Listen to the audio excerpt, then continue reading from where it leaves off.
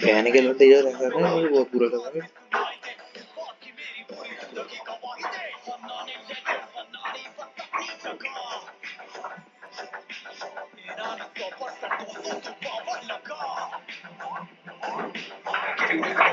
T4 पूरा समझा दिया था, एडिशनल टू एटीपी और बाकी सारी चीजें। Yes sir.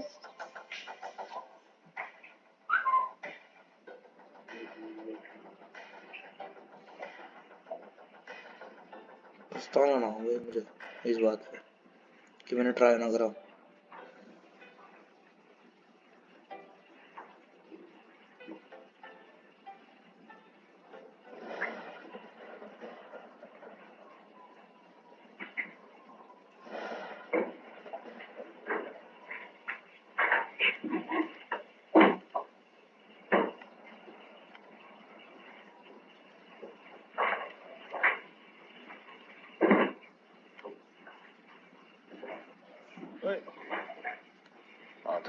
तो नेक्स्ट है बेटा कैम पाथवे, जो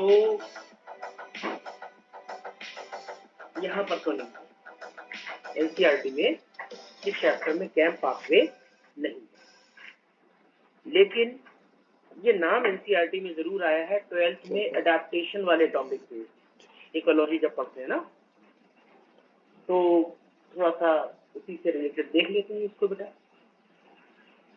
तो कैम पाथवे की फुल फॉर्म है कैप्सुलेशियन एसिड मेटाबॉलिज्म।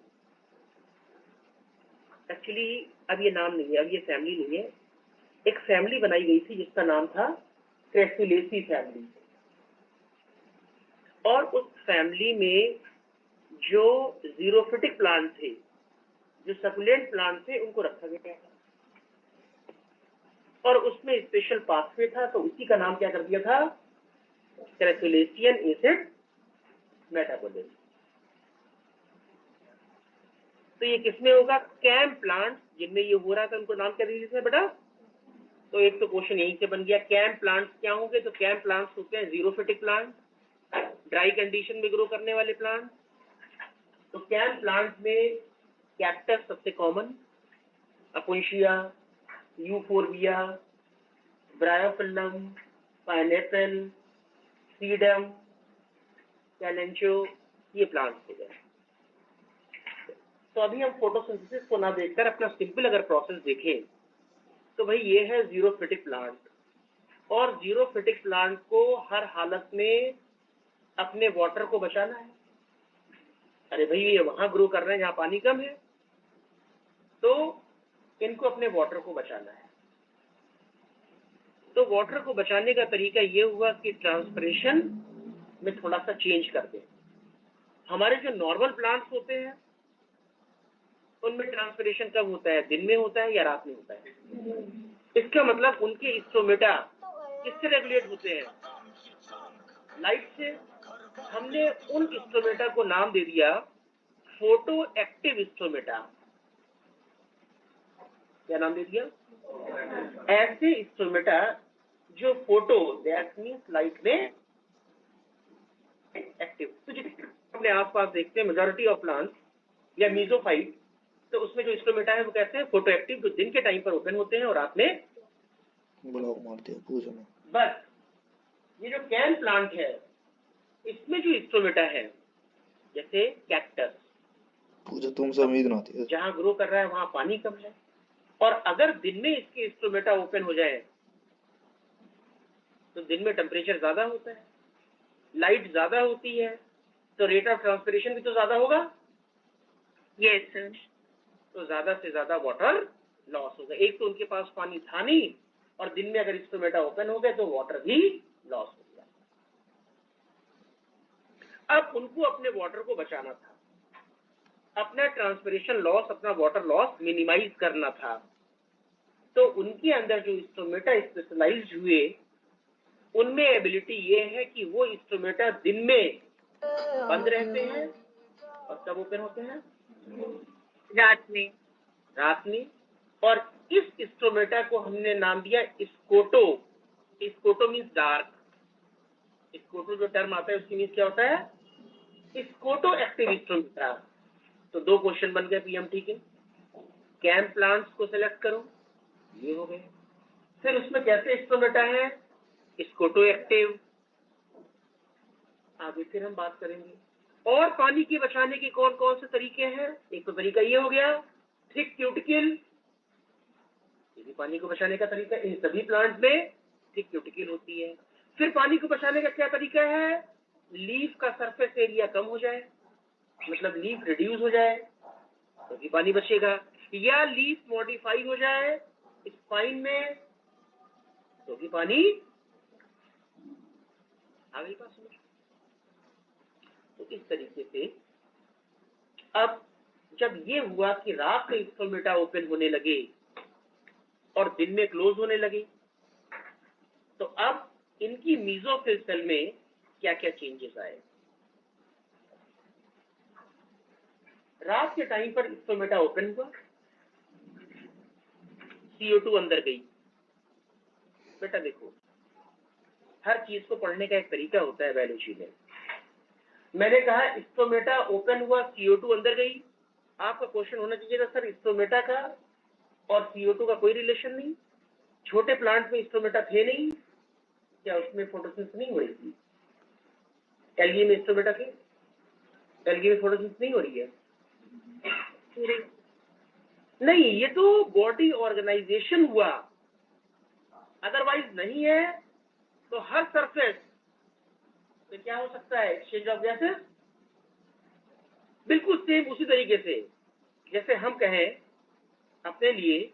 लेकिन हाँ, जब वो बॉडी बन गई तो जो चीज बनी है उसकी इंपॉर्टेंस हो गई। जैसे हमने कहा कि हमारे में गैसेस एक्सचेंज के लिए नॉस्ट्रिल है और माउथ है, और हम कहें कि नोज और माउथ दोनों बंद कर दो तो क्या गैसेस एक्सचेंज होगा?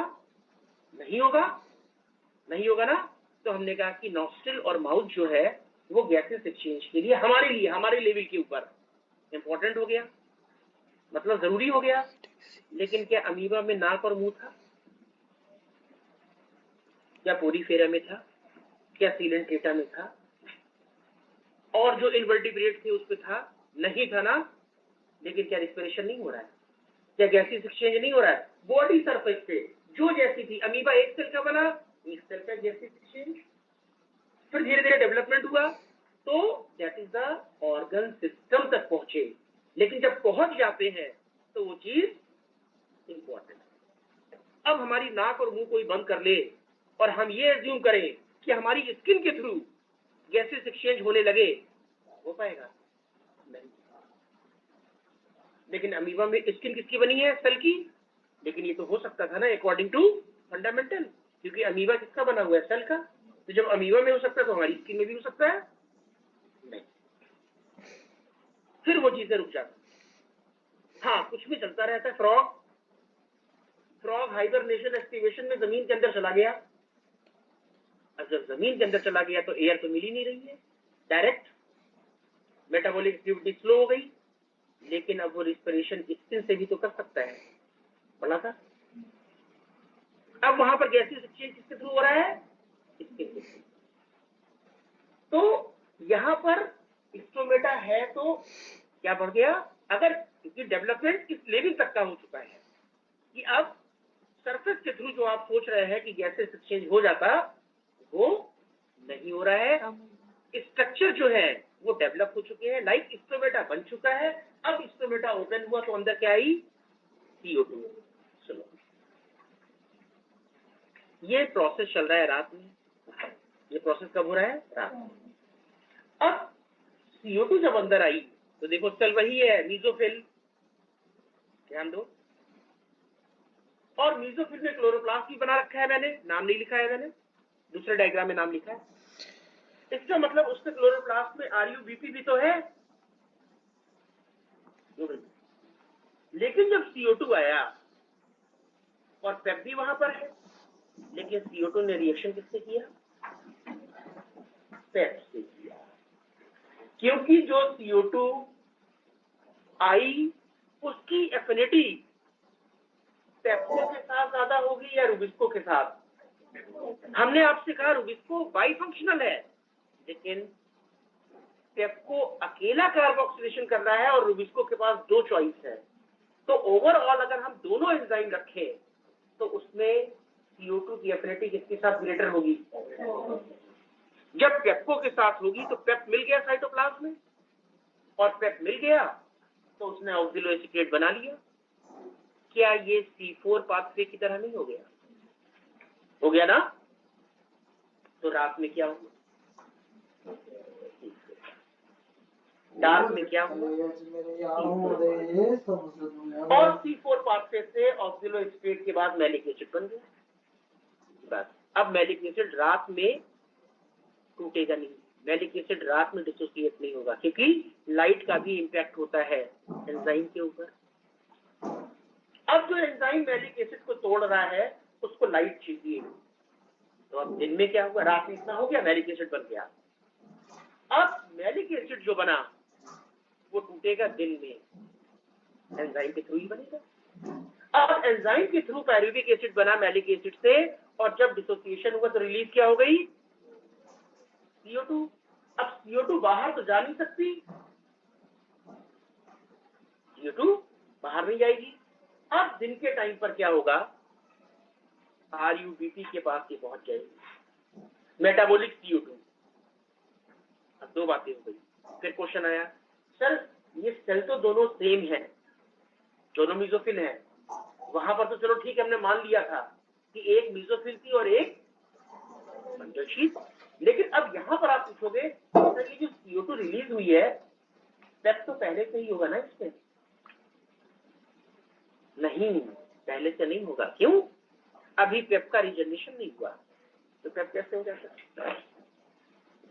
एक कंटिन्यूअस प्रोसेस में कहां बना पेप? पेप तो बनता किससे? और पायरुविक एसिड जब बना तो रिलीज क्या हो गई? जब तक पायरुविक एसिड क्या बना था, जब तक ये CO2 उसने ले लिया, आई बात। तो सारी चीजें वेल डिफाइन होती है।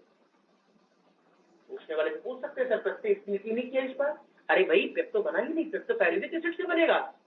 तो जब तक वो पेप बनता जब तक जो मेटाबॉलिक CO2 थी उसको किसने एब्जॉर्ब कर, किसने अपने में ट्रैप कर लिया, और एंजाइम कौन सा था?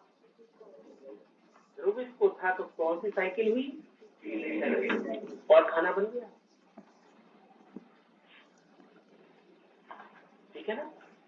क्वेश्चन पूछा, लिखा नहीं है मैंने, बताना है। मैंने पूछा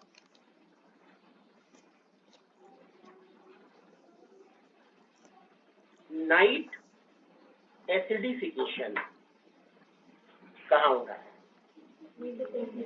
एसिड बन रहे हैं ना, ऑर्गेनिक एसिड। दूसरा क्वेश्चन मैंने पूछा डी एसिडिफिकेशन कहाँ हो रहा है? मेसोफिल में। दोनों हो रहे हैं। टाइम बताओ भाई। तो अगर इसको हम C4 के साथ कंपेयर करें, C4 प्लांट के साथ कंपेयर करें, तो देखो C4 प्लांट में भी C3 pathway, C4 pathway, but in different sites. C4 pathway in mesophyll cell and C3 cycle in bundle नहीं, यहाँ पर दोनों चीजें एक ही सेल में, C4 and C3 pathway in the same site but in different।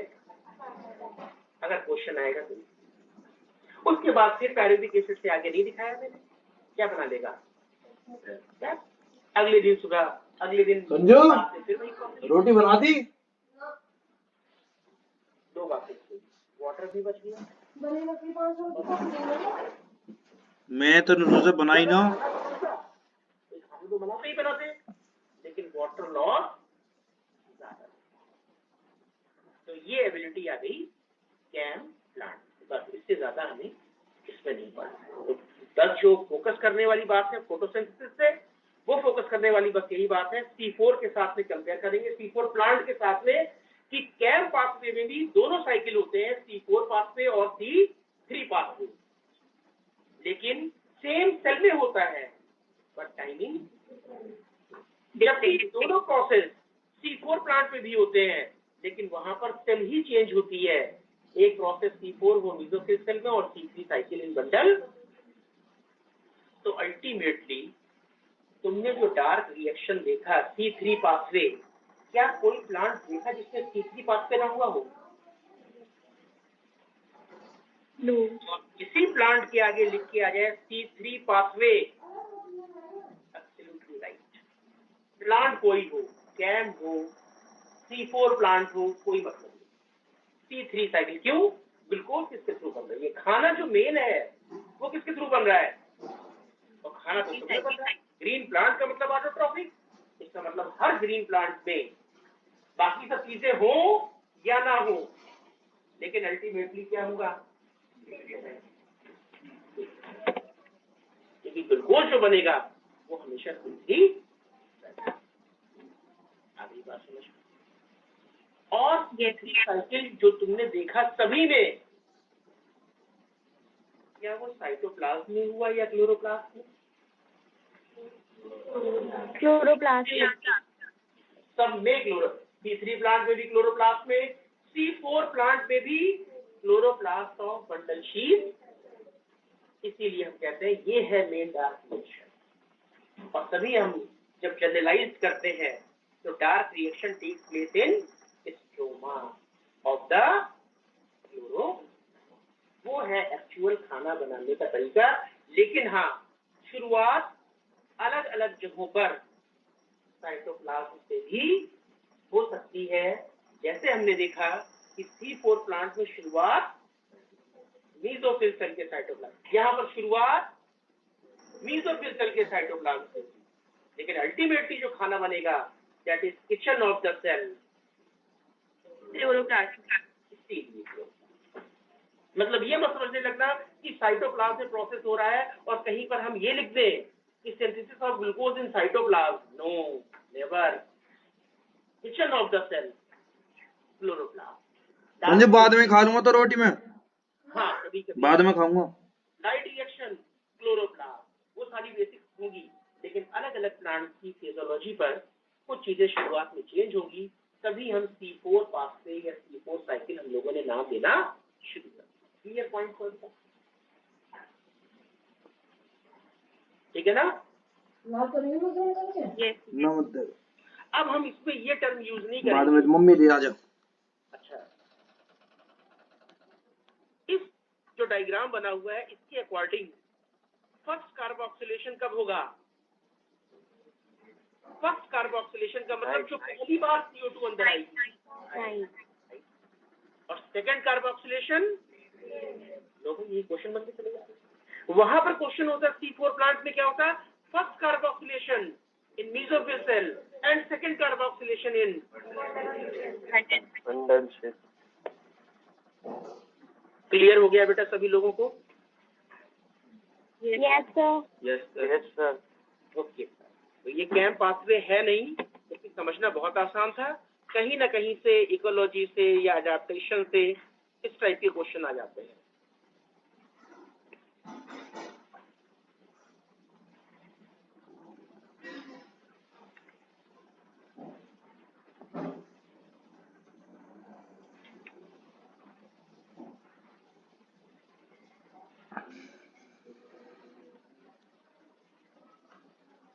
अब आते हैं बेटा फोटो रेस्पिरेशन।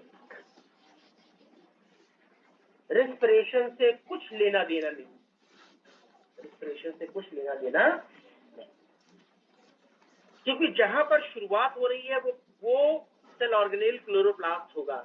मतलब वो टिश्यू क्या होगा? फोटोसिंथेटिक टिश्यू या मेसोफिल सेल। लेकिन फिर रेस्पिरेशन नाम क्यों देते हैं? नाम बड़े छोटे लेवल पर दे दिया, intake of oxygen and release of. लेकिन हम जानते हैं कि एक्चुअली फिजियोलॉजी में रेस्पिरेशन की ये डेफिनेशन, रेस्पिरेशन की डेफिनेशन ये होती है कि break down of food material with release of energy. लेकिन यहाँ पर वही 9th-10th में जैसे रेस्पिरेशन पूछा छोटे बच्चे ने, पापा ये रेस्पिरेशन क्या होता है? तो मैंने समझा दिया बेटा क्या होता है, intake of oxygen and release of. उसे तो ना बताएंगे ग्लाइकोलिसिस होती है, उसे तो ना बताएंगे एटीपी बनती है। तो बेसिक पॉइंट लिया गया और दिन में हो रहा है। ये प्रोसेस कब हो रहा है? तो नाम क्या दे दिया? अब सुनो, फोटो कोई और प्लांट इंक्लूड नहीं करेंगे फोटो रेस्पिरेशन में, सिर्फ C3 प्लांट। सुनो, C3 प्लांट में मीजोफिल सेल में, मीजोफिल सेल का मतलब फोटोसिंथेटिक टिश्यू, क्लोरोप्लास्ट में नॉर्मली पहला वाला प्रोसेस हो रहा है जो सबसे ऊपर लिखा है, देखो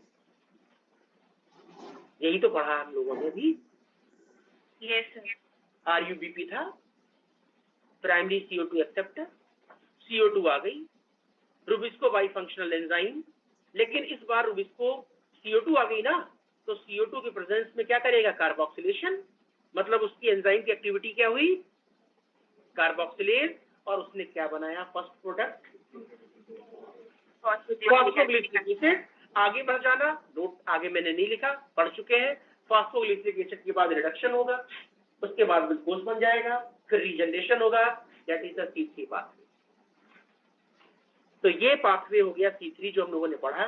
दूसरा नाम PCR, कितना आसान हो गया, फोटोसिंथेटिक कार्बन, ये हो रहा है C3 में, ये हो रहा है, ठीक है।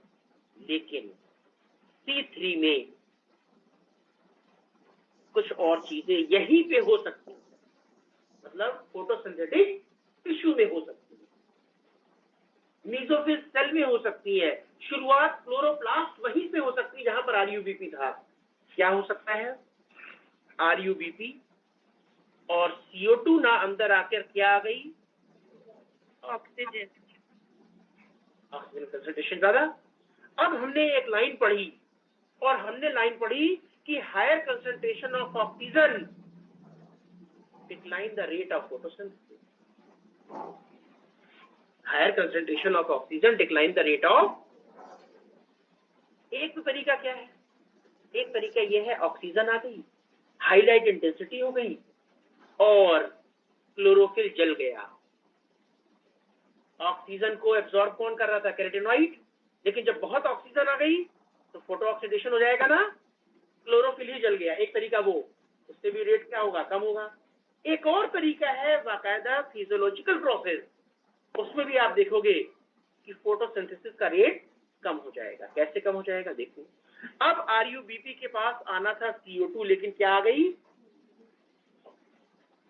अब जब ऑक्सीजन आ गई तो भी रुबिस्को काम कर लेगा, क्योंकि रुबिस्को का नाम था रिबिलोज बेस कार्बोक्सिलेज एंड, मतलब रुबिस्को कैसा एंजाइम हो गया, बाइफंक्शनल। एफिनिटी, जब CO2 आया तो CO2 कार्बोक्सिलेशन, और जब O2 आया तो ऑक्सीडेशन या ऑक्सीजनेशन। तो अब ऑक्सीजन के आने से इसकी एक्टिविटी क्या हुई, और जो प्रोडक्ट बना, क्या बना, फॉस्फोग्लिसरिक नहीं बना, फॉस्फो PGA भी बनेगा। NCERT ने दिखा रखा है PGA, बताऊंगा कैसे बनेगा PGA, यहाँ पे दिखा देते कंफ्यूजन होता। तो NCERT में जो बना हुआ है ना कि 2 कार्बन और 3 कार्बन, बताऊंगा अभी नहीं बताया मैंने। अभी इस डायग्राम में केवल शो किया कि क्या बना, फॉस्फोग्लाइकोलिक एसिड। अच्छा, फॉस्फोग्लाइकोलिक एसिड कैसा था, 2 कार्बन। अब हमने इसी फोटो रेस्पिरेशन का एक और नाम दे दिया, क्या, लेकिन कोई मतलब नहीं है, कोई कनेक्शन नहीं है C3 से, कोई कनेक्शन नहीं है C4, क्योंकि C3 C4 तो इन्वॉल्व थे किसमें, डार्क रिएक्शन में, नहीं कोई डार्क रिएक्शन नहीं। पहला प्रोडक्ट 2 कार्बन बना तो नाम दे दिया C2, कार्बोक्सिलेशन हुआ या ऑक्सीडेशन, किसमें हुआ, फोटोसिंथेटिक टिश्यू में, नाम क्या हो गया, PCO साइकिल। जो मेन डार्क रिएक्शन वो PCR, और सेकंड वाला PCO, फोटोसिंथेटिक कार्बन। ओके, तो ये नाम हो गया। अब इसी से क्या लग रहा है, इनटेक ऑफ ऑक्सीजन, और साथ में जब रिएक्शन पूरा हुआ तो हमने CO2 भी तो रिलीज करी है, इसी को क्या कह सकते हैं, रेस्पिरेशन, बिल्कुल बेसिक लेवल पे ना, इनटेक। लेकिन एक्चुअली ये रेस्पिरेशन नहीं है, मैं बार बार बता रहा हूँ। डे टाइम में हुआ तो नाम हो गया फोटो। तो ये इतना छोटा रिएक्शन नहीं है जितना छोटा तुम देख रहे हो, ये पूरा एक साइक्लिक इवेंट है। एनसीईआरटी में नहीं दिया हुआ है, एनसीईआरटी ने बहुत शॉर्ट में इसके ऊपर दिया। तो पहली चीज तो हमने देखी कि C3 प्लांट में डार्क रिएक्शन तो हो सकता है जब CO2 आए, लेकिन C3 प्लांट में एक और एबिलिटी है कि अगर ऑक्सीजन आ गई वो भी कंज्यूम होगी, और वो प्रोसेस क्या कहलाएगा? Photo respiration. तो बताओ मुझे, RUBP एक बार में या तो CO2 के साथ रिएक्शन कर ले या O2 के साथ। CO2 के साथ कर लिया तो बन गया खाना, O2 के साथ किया तो अपने आप क्या रेट कम नहीं हो जाएगा? खाना बन पाएगा? तो high concentration of oxygen decline the rate of. अब ये पूरा प्रोसेस कैसे हुआ वहां पे जाते हैं। अभी मैं सारे पॉइंट्स अभी डिस्कस करूंगा, पहले एक जो बात चल रही है उसको देख लेते हैं।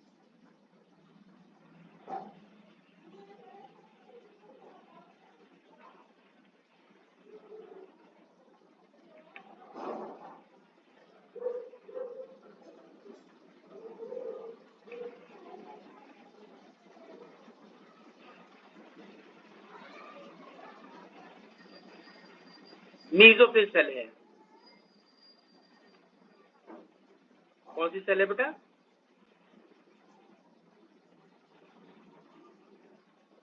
Mesophyll cell.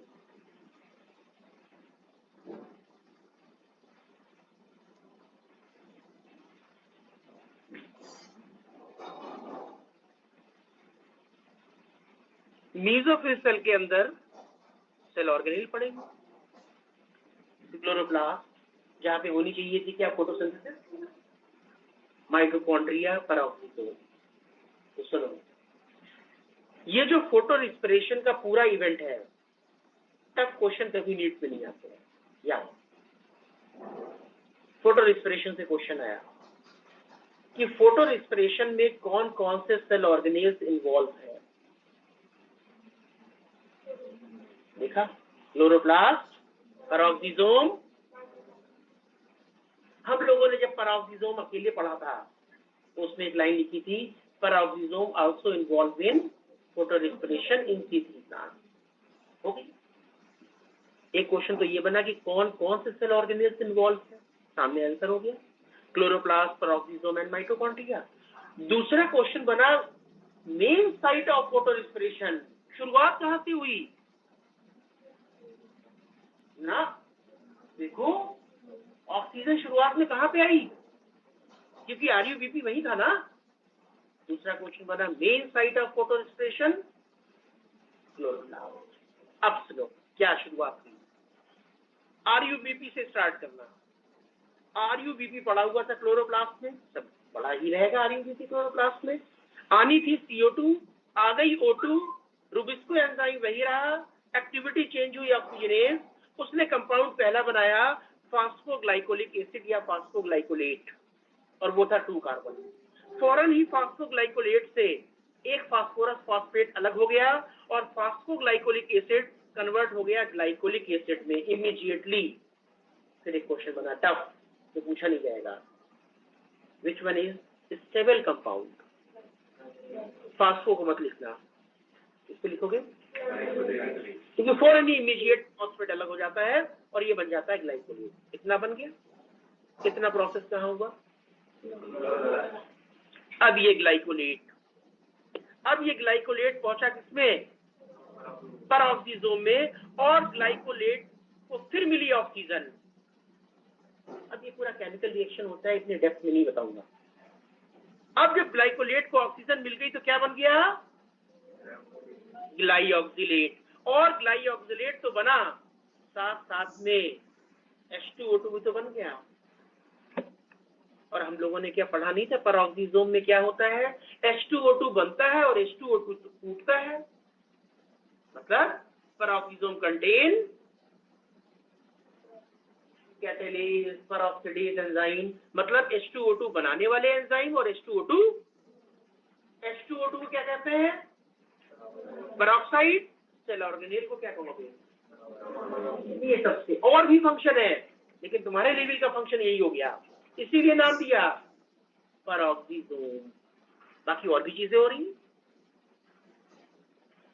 और अब ग्लाइऑक्सिलेट जब टूटा तो एमाइनो एसिड रिलीज हुए, उसमें से एक था एमाइनो एसिड कौन सा, ग्लाइसिन। और भी बहुत सी चीजें बनी, हमने नहीं दिखाई डायग्राम में, नहीं दिखाई बेटा।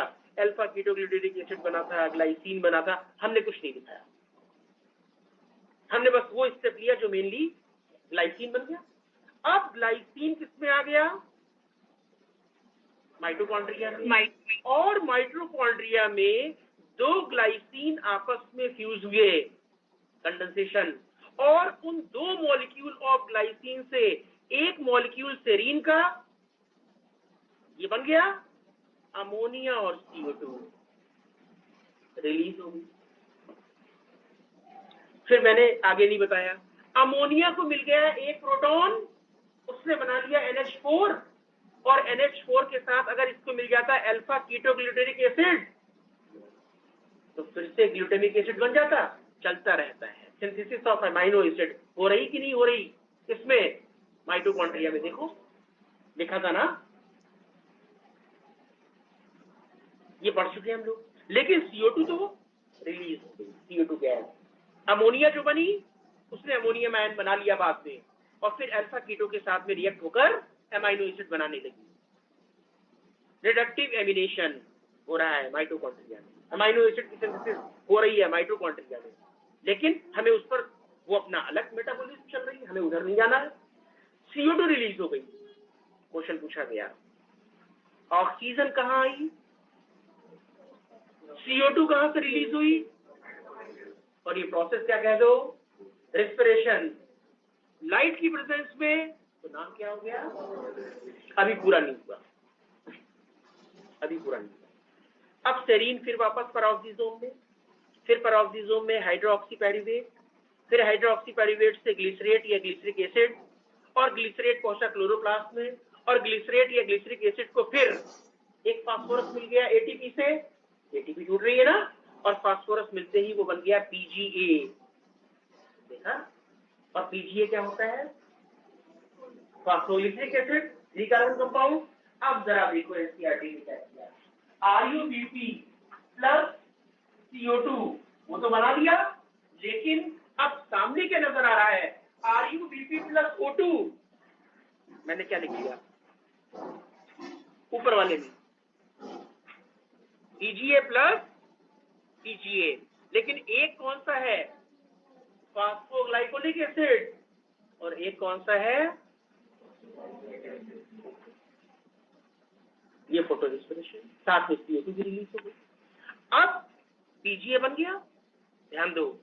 अब ये PGA क्या रीजनरेशन करके RuBP नहीं बना सकता, अरे भाई PGA बन गया, PGA के बाद में PGAL बन गया, एसिड एल्डिहाइड में कन्वर्ट हो गया।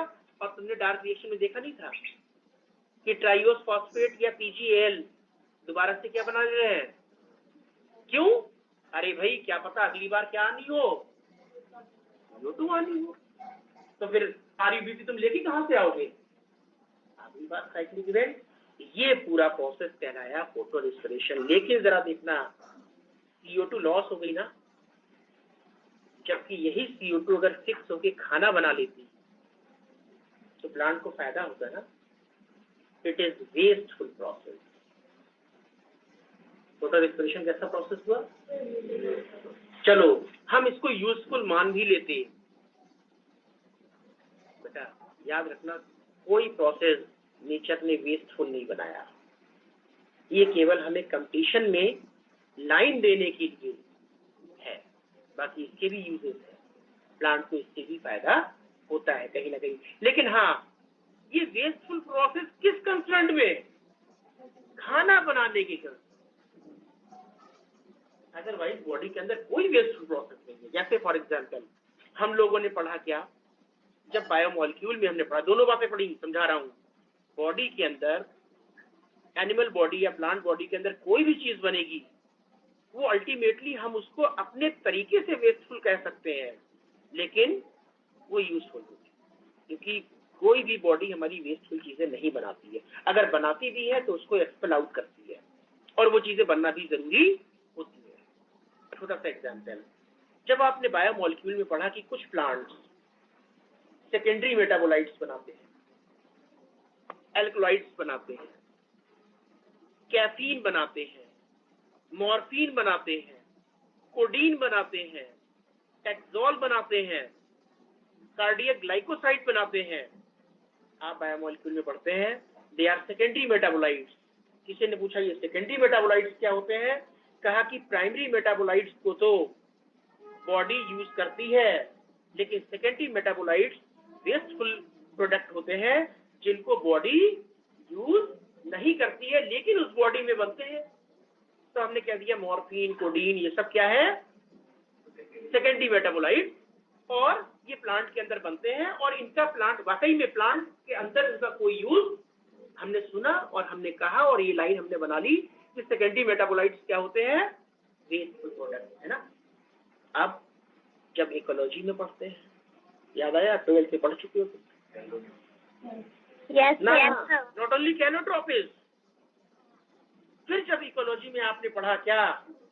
Self defence mechanism, chemical defence mechanism. अब जिन प्लांट में मॉर्फिन है, क्या उनको हर्बीवोर्स खाएंगे? बच गए, शिकार होने से बच गए ना। कैलोट्रोपिस रोड साइड लगा रहता है, क्या कोई गाय भैंस उनको खाती है? बच गए। अपने आप को बचाना ये भी तो एक रिस्पॉन्सिबिलिटी है। वहां पर सिस्टम क्या हुआ? Chemical defence system. तो हमें ये नहीं देखना, हाँ पीएमटी पॉइंट ऑफ व्यू से हम लिखेंगे इट इज वेस्टफुल प्रोसेस। क्यों? कंपीट कर रहा है, आरयूबीपी वही है, खाना उसी से बनना चाहिए था, लेकिन अगर फोटो रेस्पिरेशन बन गया तो लॉस हो गया कि नहीं हो गया? ठीक है, हम इसको यूजफुल भी मान लेते अगर किसी प्रोसेस में एटीपी और एनएडीपीएच बन जाता, एसिमिलेटरी पावर बन जाती, और बाद में आरयूबीपी उसको यूज कर लेता, है ना। लेकिन देखो किसी भी स्टेप पर एटीपी या एनएडीपीएच बना, मतलब सिर्फ कहने को रिस्पिरेशन है, रिस्पिरेशन की कोई भी चीज सिवाय एक के कि intake of O2 and release of, कोई चीज फॉलो नहीं। तो हम अपने फोटोसिंथेसिस पॉइंट ऑफ व्यू से हम इसको क्या कहने लगे? It is wasteful. Clear point हुआ बेटा इतना? अब सुनो, ये तो हो गई बात T3 प्लांट में क्या चल रहा है? Photo respiration. अब क्वेश्चन आया C4 प्लांट में फोटो रिस्पिरेशन नहीं हो पाता है। C4 प्लांट में फोटो रिस्पिरेशन नहीं हो पाता है, क्यों नहीं हो पाता है? वापस चलते हैं, C4 प्लांट के पास वापस चलते हैं।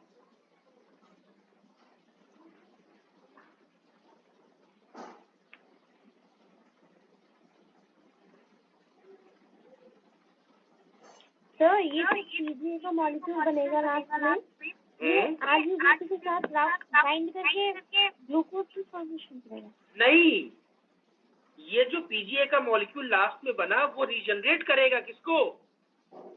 आरयूबीपी को। हाँ, क्या पता अगली बार CO2 आ रही हो, और अगर तुम उसको रीजनरेट नहीं करवाओगे, और आरयूबीपी की रीजनरेशन के लिए पीजीए होना चाहिए। Yes sir. फिर आरयूबीपी तो पूरा खत्म हो जाता। तो इसलिए साइक्लिक इवेंट में हमेशा जहां से प्रोसेस शुरू होता है वहीं पर रुकता है जाकर। अच्छा, अब आ जाओ C4 प्लांट में क्यों नहीं होगा फोटो रिस्पिरेशन। मैंने कहा C4 प्लांट में फोटो रिस्पिरेशन नहीं होता है। क्यों नहीं होता है? अलग अलग रीजन। पहला रीजन ढूंढना मीसोफिल सेल में। जब एटमॉस्फेरिक CO2 आई तो उसको मिला क्या? रुबिस्को या पेप्को, और पेप्को की एफिनिटी सिर्फ और सिर्फ, पहली चीज नहीं हो सकता फोटो रिस्पिरेशन। अगर ऑक्सीजन आ भी जाए तो भी पेप्को का कोई रिस्पॉन्स नहीं। हाँ, वो बात अलग है कि वो जाकर क्लोरोफिल को जला दे, बर्निंग ऑफ क्लोरोफिल कर दे, सोलराइजेशन कर दे, फोटो ऑक्सीडेशन कर दे, तो भी रेट कम हो जाएगा। C4 में भी रेट कम होता है ऑक्सीजन के ज्यादा आने से, लेकिन फोटो रिस्पिरेशन की वजह से नहीं, फोटो ऑक्सीडेशन की वजह से, क्योंकि यहाँ पर पेप्को है, और पेप्को की एफिनिटी सिर्फ किसके साथ है? पहला रीजन। दूसरा रीजन ढूंढो। एनसीईआरटी ने लिखा C4 प्लांट में CO2 का कंसंट्रेशन ज्यादा बना रहता है। सेल का नाम लीजिए। इसमें किसके लिए बात हो रही है? Bundle sheath. फिर उसने कहा क्यों बना रहता है ज्यादा? मैलिक एसिड होता है, और मैलिक एसिड जब टूटता है तो CO2 रिलीज होती है, और बंडल शीट की सेल वॉल थिक और इम्परमिएबल होती है CO2 के लिए, इसलिए CO2 बाहर हमेशा नहीं जाता। CO2 का अब जब CO2 का कंसंट्रेशन तुम कह रहे हो ज्यादा रहेगा, तो बंडल शीट सेल में रुबिस्को का रिस्पांस कार्बोक्सिलेशन तो आएगा, ऑक्सीजनेशन तो आ नहीं सकता। तो जब कार्बोक्सिलेशन रिस्पांस आ रहा है तो फिर ऑक्सीजनेशन कैसे हो सकता? इसका मतलब ये दो परफेक्ट रीजन है जो ये बताते हैं कि C4 प्लांट में फोटो रेस्पिरेशन नहीं होता। क्लियर? ये दो रीजन पता चले बेटा। एक और रीजन बता रहा हूं जो एनसीईआरटी ने नहीं दिया।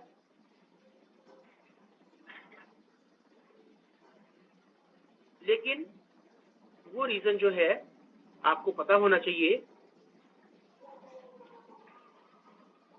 सिंप्लीफाई तरीके से।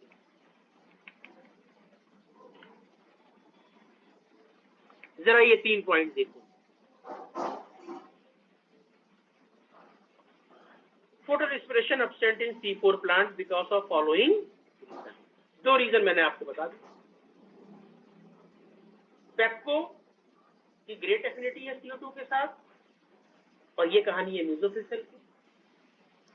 CO2 का कंसंट्रेशन ज्यादा है C4 प्लांट में, मतलब ये कहानी है बंडल शीट सेल। क्लियर?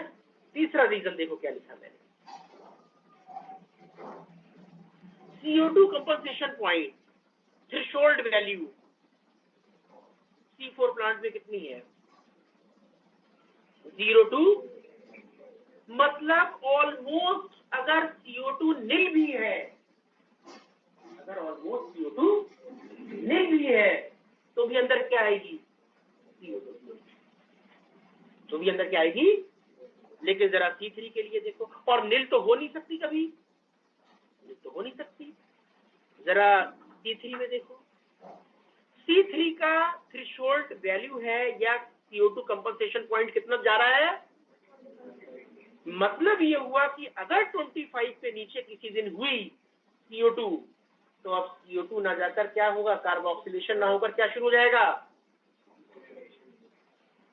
तो ऑक्सीजनेशन होने की पॉसिबिलिटी किसमें है?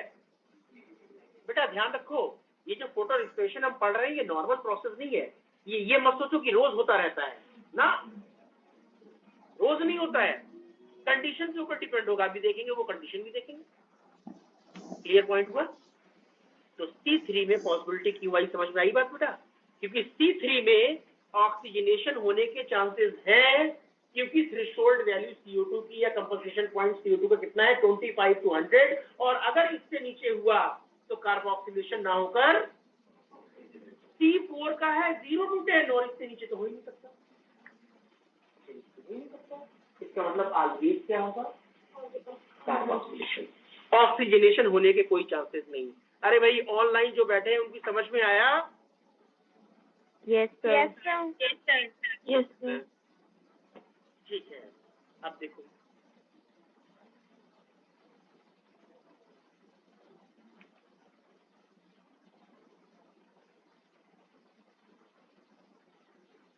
वापस वहीं पे आ गए। तो जो भी क्वेश्चन है सामने नजर आ रहे हैं तुम्हें। क्वेश्चन साइकिल से पूछा गया जो कि एनसीईआरटी में नहीं है, कोई बात नहीं, तुम्हें मालूम होना चाहिए। पहली बार ऑक्सीजन जब आई तो किसके साथ में रिएक्ट कर रही है? इसका मतलब ये प्रोसेस कहाँ हो रहा है? ऑक्सीजनेशन। तो फर्स्ट स्टेबल प्रोडक्ट हो गया ग्लाइकोलेट, और फर्स्ट ऑक्सीडेशन किसमें हुआ? क्लोरोप्लास्ट। ठीक है, अब ग्लाइकोलेट बन गया पेरोक्सीसोम में, और अब जो ऑक्सीजन आई ग्लाइकोलेट से रिएक्ट कर रही है। इसका मतलब सेकंड ऑक्सीडेशन कहाँ हो रहा है? पेरोक्सीसोम। हो गए। First oxidation chloroplast, second oxidation peroxisome, release of CO2 mitochondria. Mitochondria.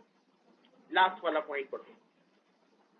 Photo respiration reduces the potential yield. Photorespiration reduces the potential yield of plant growing in tropics. अब सुनो क्यों, कितनी 30 to 40%। बात खत्म हो गई। अब हमने ब्रैकेट में क्या लिख दिया, ट्रॉपिक्स पर क्या होता है और हाईलाइट इंटेंसिटी और टेम्परेचर भी बस तीन चीजें जो फोटो रिस्पिरेशन को फेवर करेंगी, highlight intensity, high temperature and high concentration of O2, या कह दो लो कंसंट्रेशन ऑफ, ये फैक्टर्स है।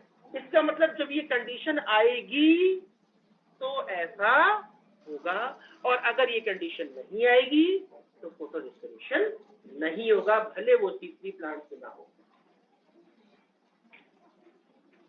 क्लियर पॉइंट हुआ? तो अब मुझे ये बताओ एडाप्टेशन के लेवल के ऊपर ये ट्रॉपिक्स पर कौन से प्लांट बढ़िया करेंगे, C3 प्लांट या C plant? C4 plant. C4 plant. C4 plant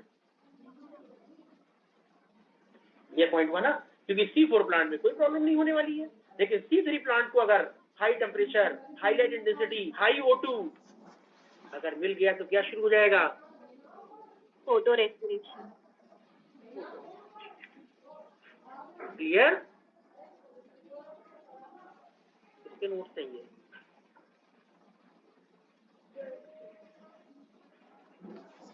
यही भी पढ़ते थे आप करते हैं? हाँ ठीक है, ओके, इतना क्लियर हो गया।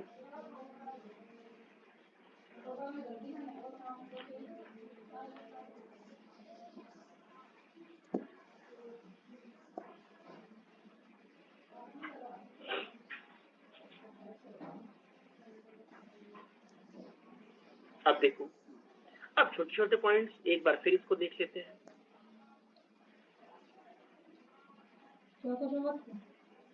अभी नहीं कर रहा हूँ, तो क्लास ले रहा हूँ। Photo respiration is defined as a light dependent uptake of oxygen and output of CO2, लेकिन कहाँ से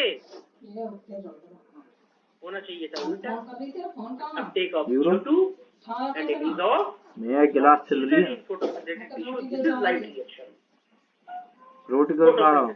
जबकि चेंज हो गया। Photo respiration occurs in high light intensity, high concentration of O2 and high temperature, लिख गया है, टेम्परेचर है, ठीक है। Photo respiration found in C3 plants only because of bifunctional activity of, जब इसको कैसा हो गया, bifunctional enzyme. In the presence of oxygen, Rubisco show oxygenase activity. Oxygenase activity of Rubisco show photorespiration.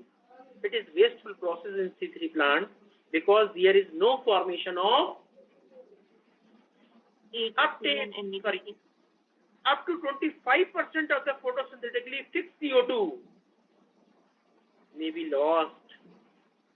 देखा नहीं था, CO2 रिलीज हो गई, जबकि हो जाना क्या चाहिए, अगर वो CO2 फिक्स हो जाती तो उसको लॉस ज्यादा नहीं होता, लेकिन लास्ट में PGA किसमें कन्वर्ट हो गया था, RUBP में। तो पूरी तरीके से लॉस नहीं है, पूरा लॉस नहीं है, क्यों, RUBP रीजनरेट हो गया और वही RUBP अगली बार CO2 के साथ में रिएक्शन करेगा, लेकिन फिर भी वो जो CO2 निकल गई ना, उसको भी तो फिक्स होना चाहिए था, वो लॉस है।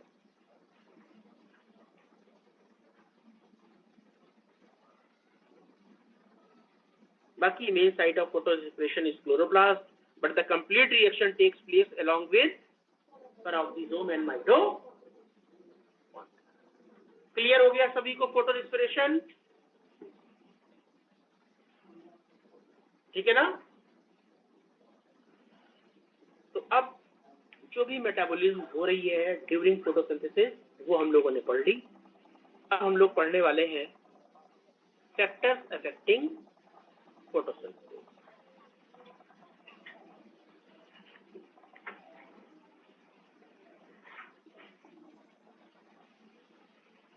बम फेंक दे bro, bomb bomb bomb bomb. Blackman's law of limiting factor. Blackman क्या कहते हैं कि अगर कोई प्रोसेस सील्ड बना एक से ज्यादा सील्ड फैक्टर से कंट्रोल हो रहा है, और ध्यान रखना, बढ़िया, not only photosynthesis, all metabolic reaction affected by more than side मारिए, one factor, चाहे इसमें कोई भी बॉडी के अंदर। बढ़िया। और मेन फैक्टर लाइट, टेम्परेचर, ये दो मेन फैक्टर है। और साथ में अगर प्लांट की बात कर रहे हैं तो कार्बन डाइऑक्साइड। तो ब्लैकमैन ने क्या कहा कि अगर कोई भी केमिकल रिएक्शन या केमिकल प्रोसेस एक से ज्यादा फैक्टर से कंट्रोल हो रहा है, तो उस रिएक्शन का जो रेट है वो मेनली कौन डिटरमाइन करेगा?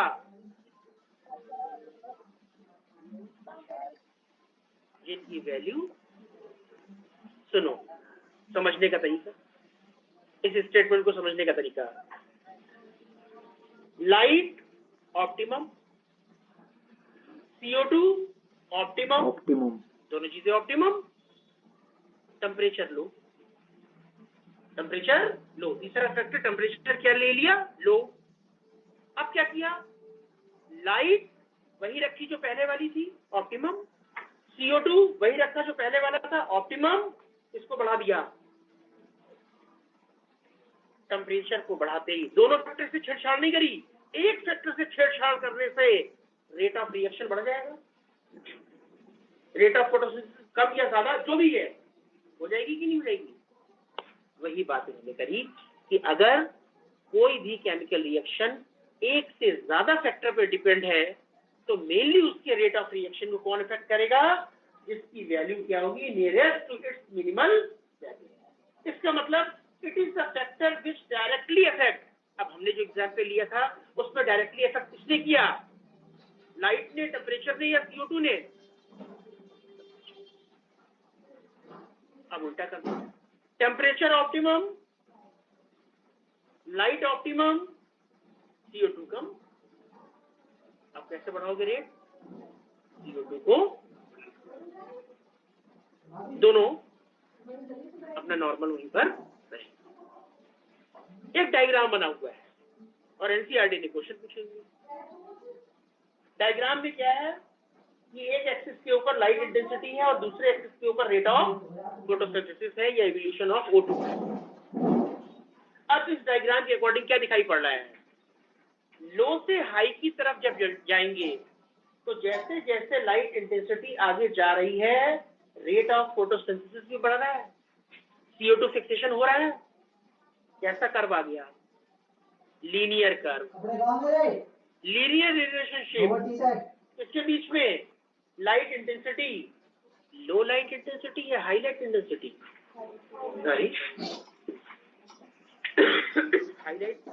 शुरुआत रोड डाल के लिए मेरी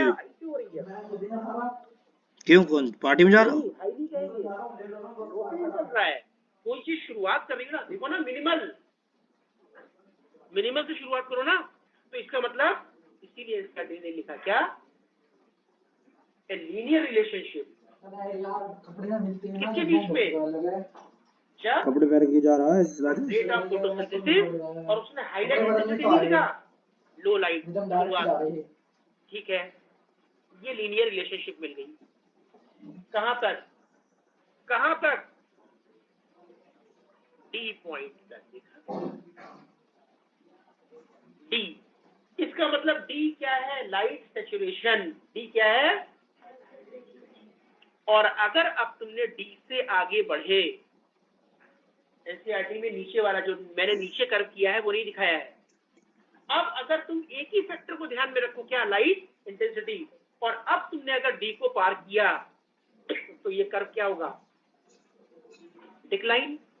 लेकिन एनसीईआरटी ने कांस्टेंट बना दिया, देखा?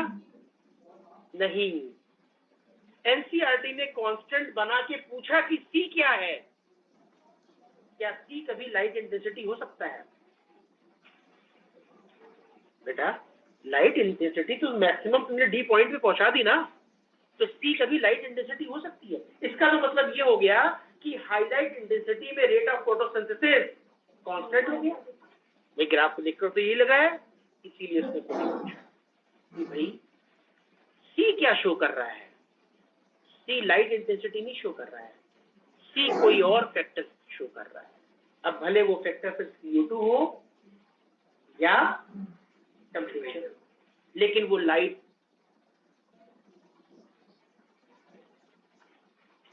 आई बात समझ में? ई क्या शो कर रहा है? Maximum rate of photosynthesis. देखा? डी क्या शो कर रहा है? Saturation of light. ए क्या शो कर रहा है? लाइट। ए क्या शो कर रहा है? Light is the limiting factor. What could be the limiting factor in region A? इसके अलावा क्या हो सकता है? लाइट तो हो ही गया। At which point the curve is light a limiting factor, वो तो ए लिख दिया। फिर इसमें पूछा what could be the limiting factor in region A. और क्या हो सकता है रीजन ए में? ए वाला क्या हो सकता है? अरे टेम्परेचर हो सकता है। क्यों? टेम्परेचर को धीरे धीरे बढ़ाओगे बढ़ेगा ना रेट ऑफ फोटोसिंथेसिस। लाइट तो है ही, उससे पूछा लाइट के अलावा और क्या शो कर रहा है? टेम्परेचर शो कर रहा है। CO2 शो कर रहा है। CO2 भी हो सकता है। ये तो तुमने बता दिया कि लाइट होता है, उसके अलावा और क्या पॉसिबिलिटी है? क्योंकि सभी लिमिटिंग फैक्टर है, और जैसे ही मैक्सिमम पे पहुंचेंगे और अगर तुमने बढ़ाना शुरू किया तो रेट ऑफ फोटोसिंथेसिस क्या होगी? डिक्लाइन। क्लियर पॉइंट हो गया? अब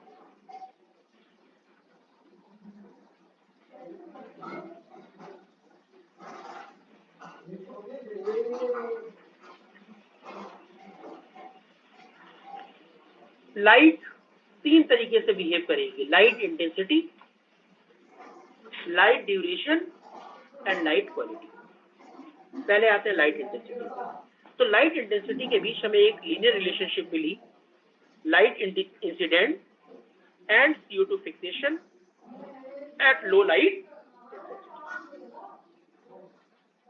अगर इससे ज्यादा लाइट हो जाएगी तो फोटो ऑक्सीडेशन हो जाएगा, क्लोरोफिल बर्न हो जाएगा, सोलराइजेशन हो जाएगा, फोटो ऑक्सीडेशन हो जाएगा और रेट ऑफ फोटोसिंथेसिस डिक्लाइन हो जाएगा।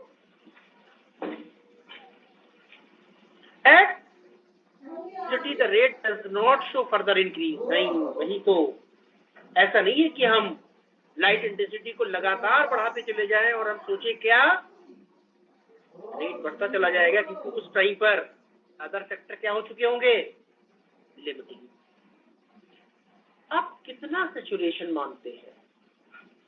कितना मानते हैं? एक नॉर्मल मेजॉरिटी के लिए 10% ऑफ द फुल सनलाइट। केवल और केवल कितना? 10% ऑफ द फुल सनलाइट अगर हो गई तो डी पॉइंट आ जाएगा, वो कहते हैं सैचुरेशन आ जाएगा। तो ये तो याद करने वाली चीज है। अब आगे जो पॉइंट लिखा है उसको जरा समझाओ मुझे। Hence, except for plant in shade or dense forest, light is rarely a limiting factor. इसका मतलब क्या हुआ? नहीं, इस लाइन से सिंप्लीफाई करो। क्या जो नॉर्मल प्लांट है उनके लिए लाइट लिमिटिंग फैक्टर है?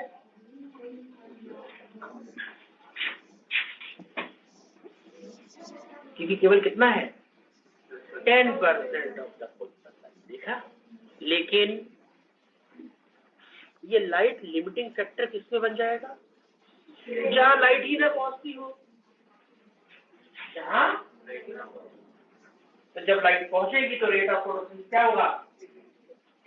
लाइट पहुंचेगी तो इंक्रीज हो जाएगी। ऐसी जगह कहाँ है? बड़ी बड़ी कैनोपी के नीचे, ट्रॉपिकल रेन फॉरेस्ट, छोटे पौधे ग्रो कर रहे हैं, लाइट पहुंच ही नहीं पा रही है डायरेक्ट। तो जो शेडी प्लेसेस पर है और जो फॉरेस्ट के अंदर प्लांट छुप गए, इन द डेंस फॉरेस्ट, उनके लिए लाइट क्या हो जाएगा, और बाकी सभी के लिए लाइट लिमिटिंग फैक्टर। आई बात समझ में बेटा? इसी बेसिस पर दो प्लांट हो जाते हैं। एक वो प्लांट जिनको लाइट ज्यादा चाहिए, हीलियोफाइट्स। एक वो प्लांट जिनको लाइट इंटेंसिटी कम चाहिए, सीओफाइट। हालांकि ये पूछा नहीं जाता है, तुमसे बस दो चीजें पूछी जाएंगी। क्या नॉर्मल प्लांट के लिए लाइट लिमिटिंग फैक्टर है? तो आप लिखोगे यूजुअली नो। लेकिन फिर वो पूछेगा डेंस फॉरेस्ट के लिए लाइट लिमिटिंग फैक्टर है? यस। क्लियर पॉइंट हुआ?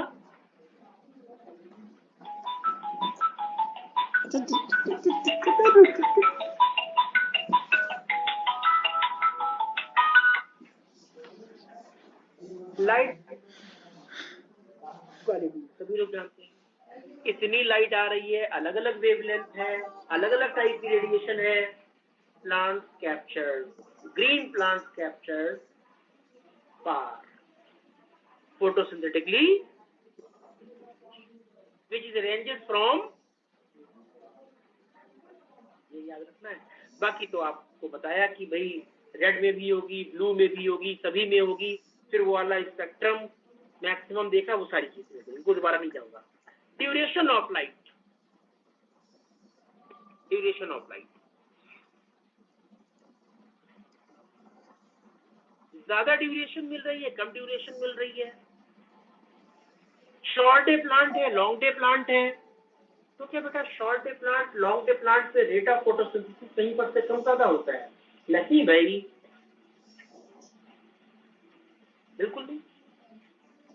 एक जगह 8 घंटे लाइट मिल रही है, एक जगह 14 घंटे लाइट मिल रही है, क्या रेट ऑफ फोटोसिंथेसिस चेंज हो जाता है? या दूसरा एग्जांपल, एक प्लांट तुमने बाहर गार्डन में लगा रखा है, एक प्लांट आपने अपने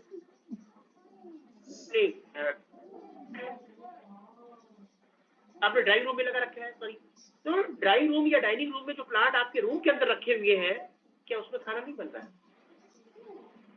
बन रहा है। तो वो कहता है कि ड्यूरेशन ऑफ लाइट का फर्क रेट ऑफ फोटोसिंथेसिस से नहीं पड़ता।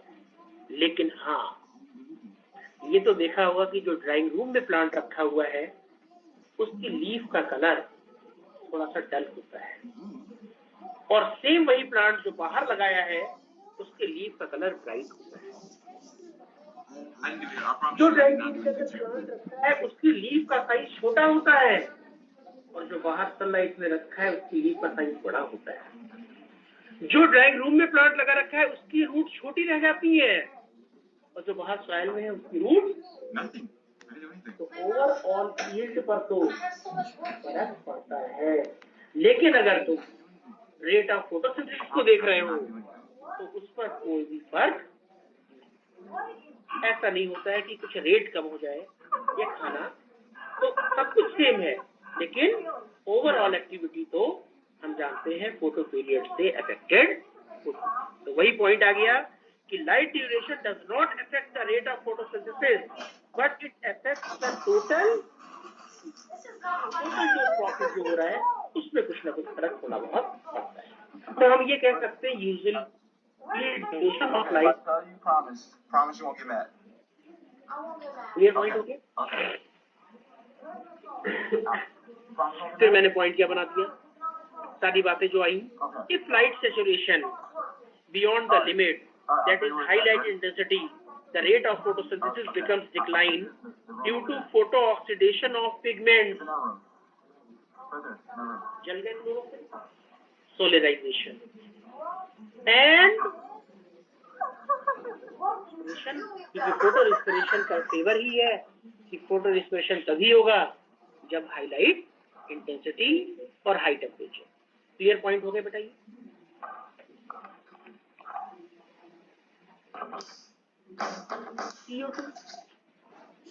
CO2 का नॉर्मल कंसंट्रेशन इस टाइम की अगर बात करें तो आप अपनी बुक में लिखते थे 6th-7th क्लास में 0.032 या 0.033, याद आया? 0.033 का मतलब 330 ppm। चालू तो है भाई, फोन चालू है।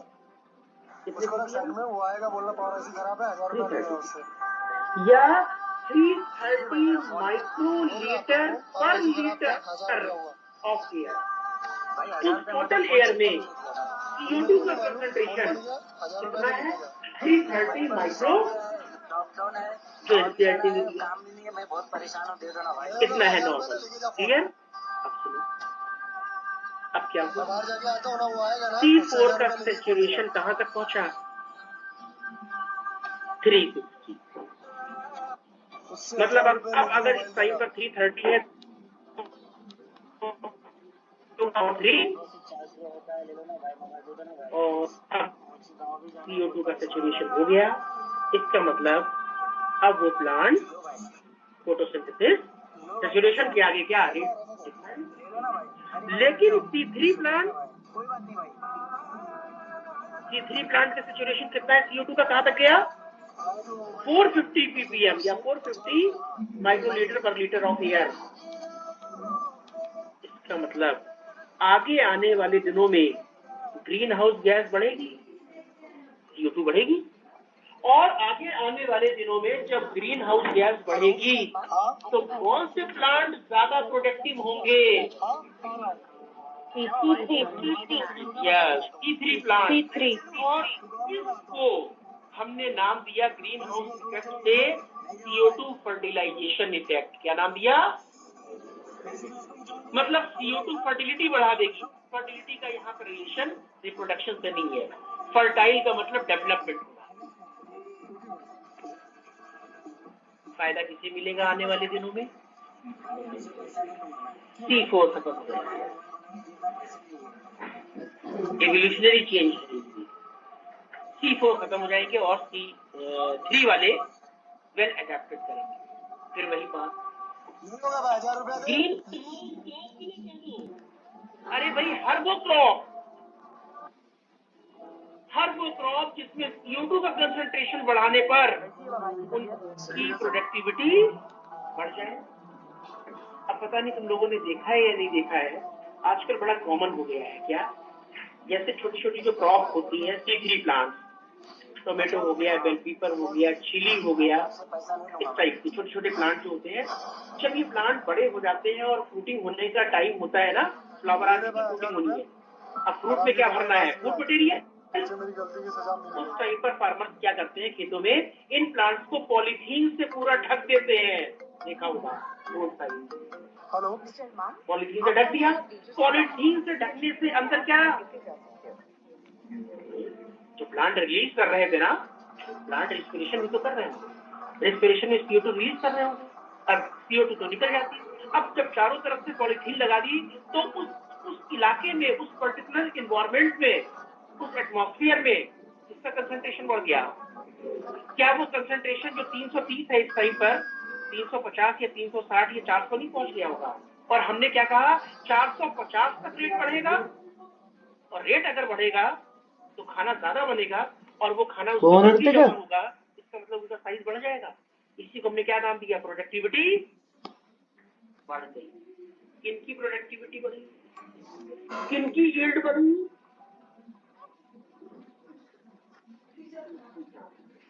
तो कोई भी प्लांट हो सकता है। हाँ, कमर्शियल बेसिस पे नाम दे दिया है एनसीईआरटी ने, क्या, टोमेटो एंड कमर्शियली नाम दे दिया है बस। अब हमारे सामने 3 ऑप्शन है।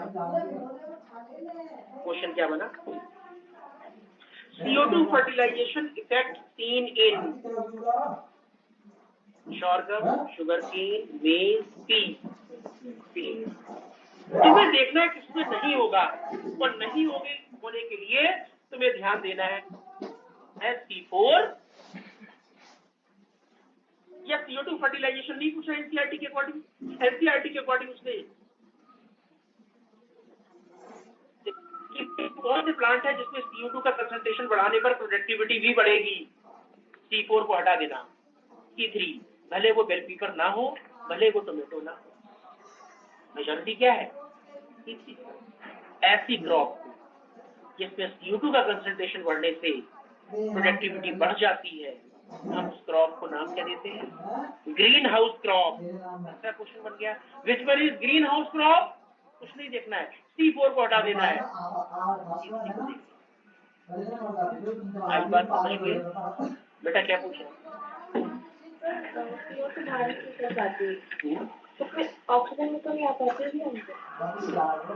एक्चुअली क्या होता है कि हमें उस टाइम पर उतनी ऑक्सीजन चाहिए जिससे रिस्पिरेशन हो जाए, तो उतनी ऑक्सीजन के लिए जो चारों तरफ से उसको ट्रैप पूरा नहीं करते हैं, पूरा ट्रैप करते हो, पूरा ट्रैप करने में तो प्रॉब्लम। थोड़ी बहुत ऑक्सीजन हमारी सॉइल में भी होती है, हम पानी भी डालते रहते हैं खेतों में, उस पानी में भी ऑक्सीजन होती है। हम लोगों ने पढ़ा oxygen absorb from atmospheric CO2 and water. ज्यादा खाना बनेगा तो क्या होटल का वाटर भी ज्यादा होगी। हाँ, तो उससे क्या मतलब? तो उससे ऑक्सीजन ज्यादा रिलीज होगी, वाटर एक्सप्रेशन हो सकता है। नॉर्मल जो प्रोसेस है, जो CO2 के फिक्सेशन का प्रोसेस है, बेसिकली वहां पे फोकस कर रहे हैं डार्क फिश। तो इस वजह से वहां पर ऑक्सीजन बिल्कुल बनेगी, इसको कोई डाउट नहीं है, लेकिन वो मॉलिक्यूलर ऑक्सीजन प्लांट खुद में एब्जॉर्ब कर सकते हैं, यूटिलाइज। ये बड़ा सिंपल सा प्रोसेस, ठीक है ना? कहने का मतलब बेटा ये होता है कि मेटाबॉलिज्म को हम बड़े इस ढंग से नहीं समझ सकते जैसे हम क्वेश्चन करते हैं। जैसे फॉर एग्जाम्पल आपको बैक्टीरिया की इन्फेक्शन हुआ, ठीक है, 1 दिन 2 दिन 3 दिन, जबरदस्त, डॉक्टर के पास गए, डॉक्टर ने आपको एंटीबायोटिक दी और आपको सपोज उसने स्टार्ट करी 1000 mg से कि भाई 2 दिन 1000 mg, उसके 3 दिन बाद 500 mg और 7 डेज तक इसको कंटिन्यू कर, सारे बैक्टीरिया मर जाएंगे और 7 डेज के बाद आप फ्री फ्रॉम इन्फेक्शन हो जाओगे। क्लियर? अब तुम सोचो यार इतना 7 दिन क्यों लगाए? भाई हाइपोथेसिस क्या कहती है, 7 दिन क्यों लगाए? अगर 10 लाख बैक्टीरिया है तो हम 1000 mg की जगह 5000 mg ले लें, अभी वो 2 घंटे में सारे बैक्टीरिया मार देगा। दिमाग में ये चीज नहीं, लेकिन नहीं, वो जो 2 घंटे में सारे बैक्टीरिया मारेगा तो बैक्टीरिया का जो मटेरियल होगा एकदम से जो मरे, उनका मटेरियल आपकी नॉर्मल सेल के साथ रिएक्शन करने लगेगा और बॉडी फेंट हो जाएगी, खत्म हो जाएगी, बहुत खतरनाक रिस्पॉन्स भी। तुमने तो पढ़ा कि एंटीबायोटिक्स क्या करती है, बैक्टीरिया को मार देती है, और तुमने क्या कहा कि 10 लाख बैक्टीरिया है, लाओ एक बार में ही 5000 mg एंटीबायोटिक ले ली। नहीं, मेटाबॉलिज्म इस तरीके से नहीं होती है। सारी चीजें जो होती है वेल नाम होती है कि भाई किस तरीके से हम एक साथ अगर बैक्टीरिया को मार देंगे तो टॉक्सिसिटी इंक्रीज हो जाएगी बॉडी के अंदर, इसलिए हमें वो टॉक्सिन एक साथ सेल के अंदर प्रोड्यूस नहीं करने। आई बात समझ? उसके बाद हम आते हैं टेम्परेचर पे। सर जैसे अगर CO2 सैचुरेशन पॉइंट के बियॉन्ड दे दी तो प्लांट की डेथ हो जाती है? नहीं, अचानक से डेथ नहीं होगी, लेकिन हाँ अगर ये प्रोसेस 10 दिन 15 दिन 20 दिन लगातार चलता रहेगा तो डेथ हो ही जाएगी। हर जगह से ऐसा क्या होता है? अरे पेपर कैसे गया? हम आपको ऑक्सीजन दे दे तो आपकी डेथ हो जाएगी, पास हो जाएगा? हाँ? और ऑक्सीजन को हम पूछ रहे थे क्या? लिविंग है। पेपर जब हम फेंट होते हैं या ऑक्सीजन की कमी होती है या हम जब प्लेन में जाते हैं या जब हम हाई एल्टीट्यूड में जाते हैं तो अपने साथ सिलेंडर लेके जाते हैं। आप जिस जगह पे तुम बैठे हो तुम्हें अगर अपना ऑक्सीजन दे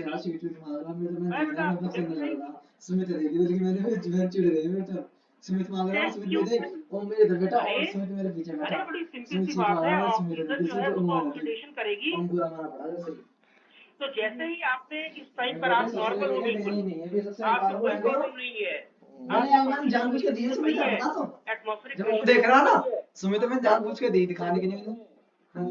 अरे सुमित ने भाई बोली मेरे से। ज्यादा O2 ले ले तो और ज्यादा फ्रेश हो जाएंगे और आपने सिलेंडर से O2 लेना शुरू करी। भाई मैंने 4-5 क्वेश्चन दिखाए 4 नंबर के 6 नंबर के। तो अभी तुम O2 ले रहे हो तो उसकी हीमोग्लोबिन के साथ में जो बॉन्ड बन रहा है वो वीक बॉन्ड बन रहा है। वो केवल इतना बॉन्ड बन रहा है हीमोग्लोबिन के साथ कि वो हीमोग्लोबिन आपकी ऑक्सीजन को जल्दी से अलग अलग सेल में छोड़ के आ पाए ताकि उस सेल में रिस्पिरेशन हो पाए।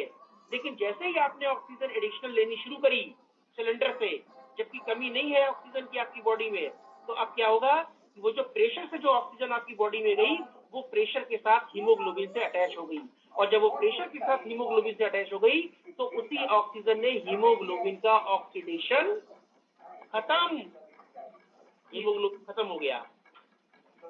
यस सर, जिससे ऐसा नहीं होता कि अगर CO2 सैचुरेशन लेवल बता रखा है तो उससे बियॉन्ड मतलब एब्जॉर्ब ही नहीं करेगा प्लांट? नहीं, दो बातें होती हैं, उससे बियॉन्ड एब्जॉर्ब नहीं करेगा तभी तो रिएक्शन नहीं होगा, लेकिन कुछ जगहों पे एब्जॉर्ब कर जाएंगे तो रिएक्शन होगा, दोनों बातें होती हैं। Okay sir, okay, thank you sir. वो दोनों चीजें होती हैं, ठीक है। तो ये सारी चीजें जो है वो कंट्रोल बेस्ड होती हैं, उनमें बहुत सारे केमिकल फैक्टर्स इन्वॉल्व होते हैं। अच्छा, डार्क रिएक्शन, टेम्परेचर की बात आई, तो टेम्परेचर में क्या हुआ कि डार्क रिएक्शन हम जानते हैं एंजाइमेटिक प्रोसेस है, और जो एंजाइमेटिक प्रोसेस है वो किस पर डिपेंड होगा, टेम्परेचर पे। टेम्परेचर कम हो गया तो एंजाइम इनएक्टिव, और टेम्परेचर बढ़ गया तो एंजाइम डीनेचर्ड। पढ़ा है हम लोगों ने। अगर एक ऑप्टिमम लेवल से ज्यादा टेम्परेचर या कम टेम्परेचर हुआ तो हमेशा रेट क्या हो जाएगा, कम हो जाएगा। Q10 = 2, ये नॉर्मल मेटाबॉलिज्म में रिस्पिरेशन और फोटोसिंथेसिस पे काम करता है। Q10 = 2, क्या हर 10 डिग्री राइज पर डबल हो जाएगा, होगा वो 2 गुना हो जाएगा। लेकिन कहां तक, हमेशा कैसे, 0 से शुरू किया, वही CO2 optimum, light intensity optimum, temperature 0। अब जैसे तुमने 0 से 10 बढ़ाया, रेट ऑफ फोटोसिंथेसिस बढ़ा, फिर 10 से 20 किया, डबल हो गया, 20 से 25 डबल हो गया, या 30 तक, अब डिपेंड होगा प्लांट कौन सा है। अब आगे बढ़े, C3 में ऑप्टिमम वैल्यू कितनी, लेकिन C4 प्लांट ज्यादातर कहाँ ग्रो करते हैं, ट्रॉपिक्स पर, उनके लिए थोड़ी ज्यादा बनानी चाहिए, 30 to 40। लेकिन अब ये नहीं है, हाँ 30 to 40 तक बढ़ता रहा रेट ऑफ रिएक्शन या रेट ऑफ फोटोसिंथेसिस बढ़ती रही डबल फोल्ड में, जैसे ही 10 डिग्री बढ़ाया डबल फोल्ड में बढ़ा। लेकिन 40 और 25 के बाद बढ़ाओ टेम्परेचर, लेकिन रेट क्या हो जाएगा, डिक्लाइन हो जाएगा। वाटर, आमतौर पर हम वाटर को लिमिटिंग फैक्टर नहीं लेते, क्योंकि पूरा वाटर जो एब्जॉर्ब किया प्लांट ने, उसका केवल 1% ही किसमें यूज होता है। तो क्या लिख दिया, हेंस इट इज रेयरली ए, मतलब ड्रॉट वगैरह की कंडीशन आ जाए तब तो क्या लेंगे, लिमिटिंग फैक्टर। अदरवाइज एक नॉर्मल प्रोसेस में लाइट जो वाटर है वो लिमिटिंग फैक्टर।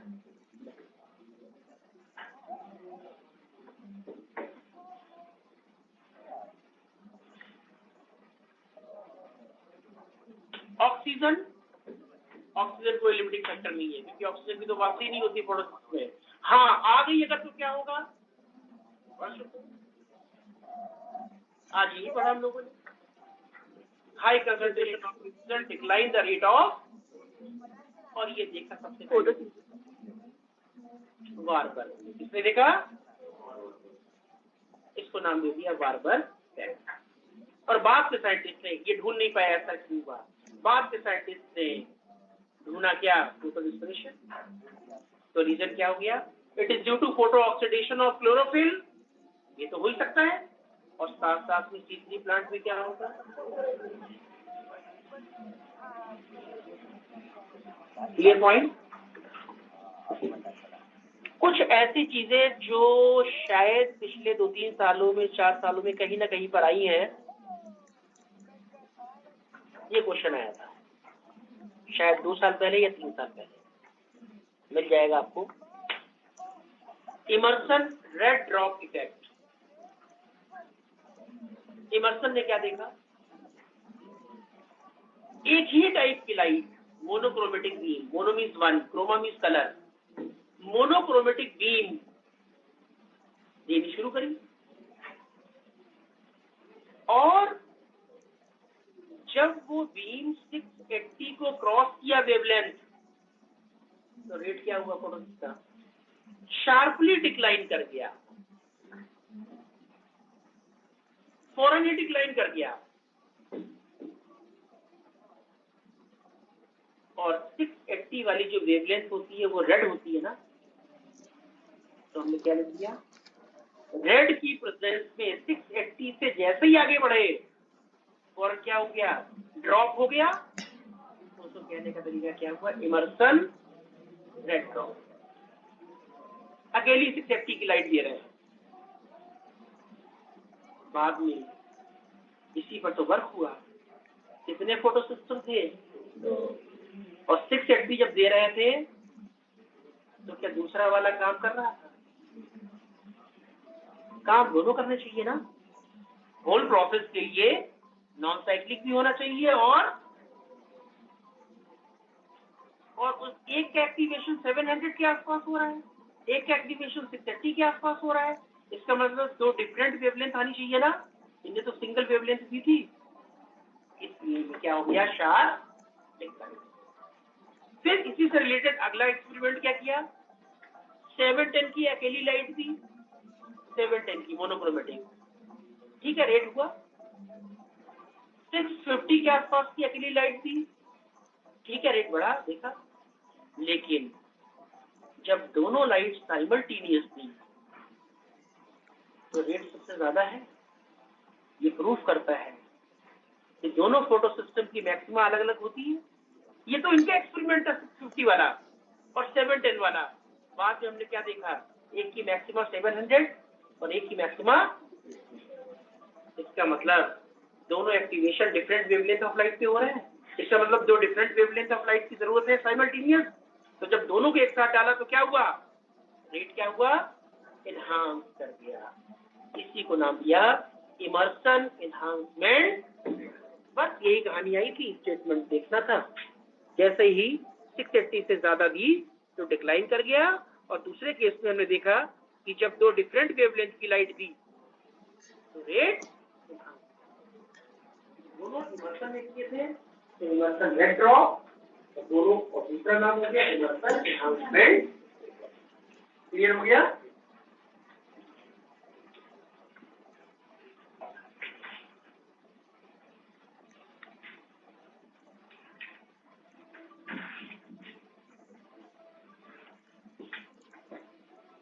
वाटर को टूटना है ना, पानी को टूटना है।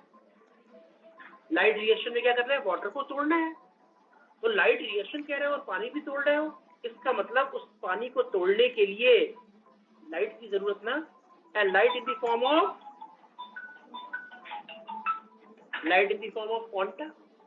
क्वांटम। एक पानी टूटा, एक वाटर टूटा, कितनी O2 रिलीज हुई? एक पानी टूटा, हाफ O2। दो पानी टूटे, कितनी? एक ऑक्सीजन को इवॉल्व करने में 8 क्वांटा ऑफ लाइट की जरूरत है। सब अपने मन से बना लेना। एक ऑक्सीजन इवॉल्व करने में 8 क्वांटा ऑफ लाइट की जरूरत है, एक ऑक्सीजन इवॉल्व करने में। अच्छा, जब पूरा प्रोसेस हो गया तो एक ग्लूकोज बनाने के लिए कितनी ऑक्सीजन इवॉल्व हुई थी? अरे रिएक्शन बनाओ भाई।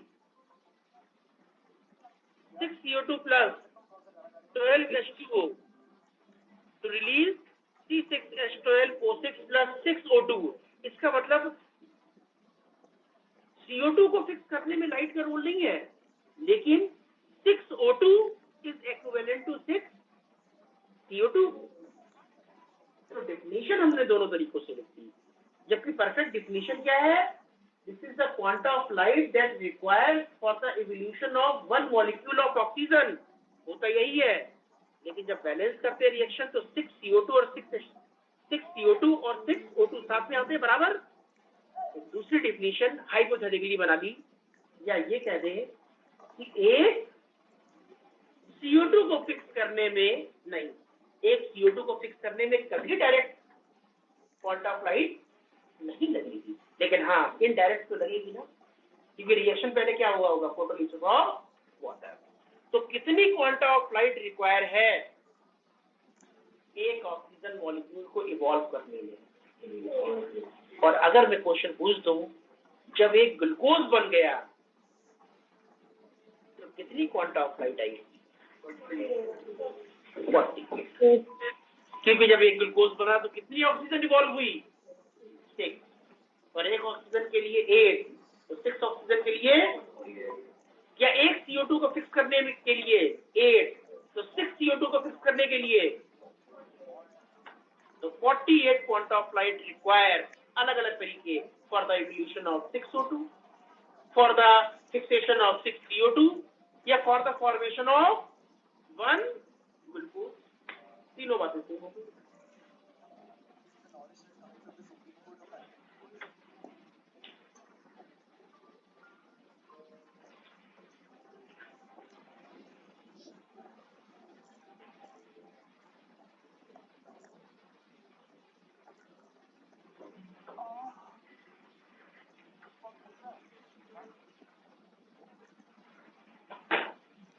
ठीक है बेटा, चैप्टर हो गया ये हमारा।